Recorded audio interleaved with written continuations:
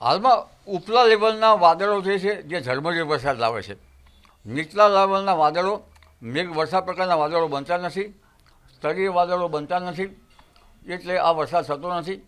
પરંતુ હમણાં એક કચ્છના અખાત બાજુની થોડીક સિસ્ટમ અને એક સિસ્ટમ લગભગ રાજસ્થાન મધ્ય ભાગના એરજોઈન સિસ્ટમ અને એક સિસ્ટમ જે છે એ ઉજ્જૈન તરફની સિસ્ટમ, આ ત્રણની સંયુક્ત અસરના 25મી તારીખે સંયુક્ત અસરના કારણે ઉત્તર ગુજરાતમાં આ ત્રીસ સિસ્ટમોની અસરના કારણે કંઈક અંશે સારો વરસાદ થવાની શક્યતા રહેશે. પરંતુ વરસાદ જે છે એ ખંડીય તો રહેવાની શક્યતા રહેશે. આ ઉપરાંત 26મી તારીખે એક સિસ્ટમ બની રહી છે, તેના કારણે પણ ઉત્તર ગુજરાત મધ્ય ગુજરાતના ભાગમાં વરસાદ થવાની શક્યતા રહેશે. મધ્ય ગુજરાત કેટલાક ભાગમાં ભારે વરસાદ થવાની શક્યતા રહેશે. ભરૂચના કેટલાક ભાગમાં ભારે વરસાદ થવાની શક્યતા રહેશે. પણ બધી સિસ્ટમો જે છે તેના કારણે આહવાના વલસાડ અને દક્ષિણ ગુજરાતના ભાગમાં ભારેથી અતિભારે વરસાદ થવાની શક્યતા રહેશે. કેટલાક ભાગમાં તો 200-250 ml જેવો વરસાદ થવાની શક્યતા રહેશે. અને દક્ષિણ સૌરાષ્ટ્રના ભાગમાં પણ ભારે વરસાદ થવાની શક્યતા છે. કેટલાક ભાગમાં અતિભારે વરસાદ થવાની શક્યતા છે. પશ્ચિમ સૌરાષ્ટ્રના ભાગોમાં પણ ભારે વરસાદ થવાની શક્યતા છે. કારણ કે હજુ એક પછી એક લો પ્રેશરો જે સૌરાષ્ટ્રના પશ્ચિમ કાંઠે બની રહ્યા છે અને આ લો પ્રેશરો જે છે એ લગભગ ક્યારેક મધ્ય સૌરાષ્ટ્રમાં થઈ અને કચ્છ બાજુ જતા રહે છે, ક્યારેક આ સૌરાષ્ટ્રના મધ્ય ભાગમાં જાય છે. એટલે હજુ પણ જૂનાગઢના ભાગોમાં, અમરેલીના ભાગોમાં વરસાદ થશે. સાવરકુંડલાના ભાગમાં ઓછો વરસાદ છે, ત્યાં પણ કંઈક હળવા મધ્યમ સ્તરનો વરસાદ થવાની શક્યતા રહેશે. બોટાદના ભાગોમાં પણ ક્યાંક થોડોક ઓછો વરસાદ છે, એટલે આ ભાગમાં વરસાદ થશે. પરંતુ ભરૂચના ભાગમાં ભારે વરસાદ થતાં વડોદરાના કેટલાક ભાગોમાં ભારે વરસાદ થવાની શક્યતા છે, ભારે વરસાદ ઝાપટા.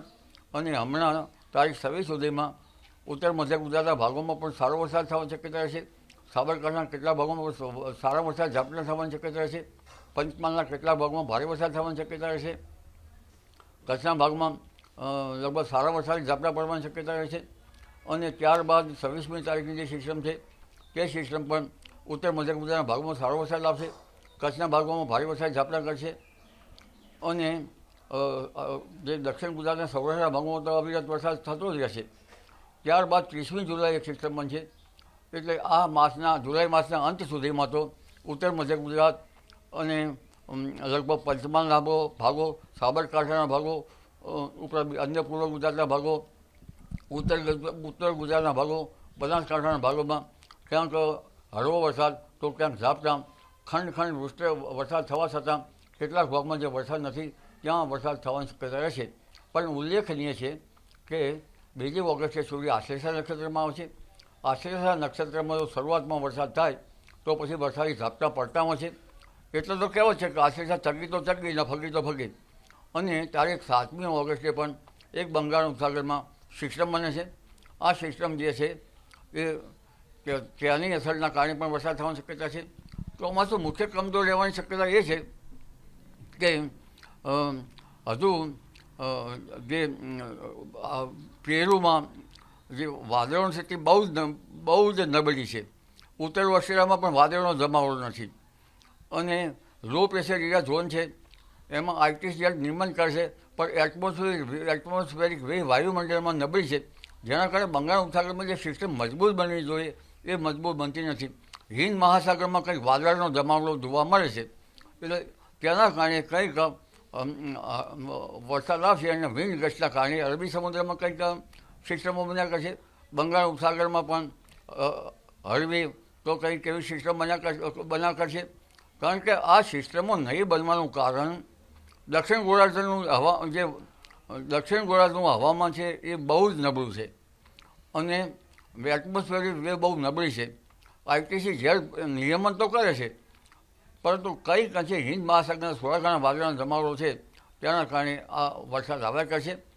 અને ઉત્તર મધ્ય ગુજરાતમાં પણ લગભગ જુલાઈ અને ઓગસ્ટની 10મી તારીખ સુધીમાં વરસાદ થયા કરશે. એટલે કંઈક અંશે પાકોમાં સુધાર થતો રહેશે.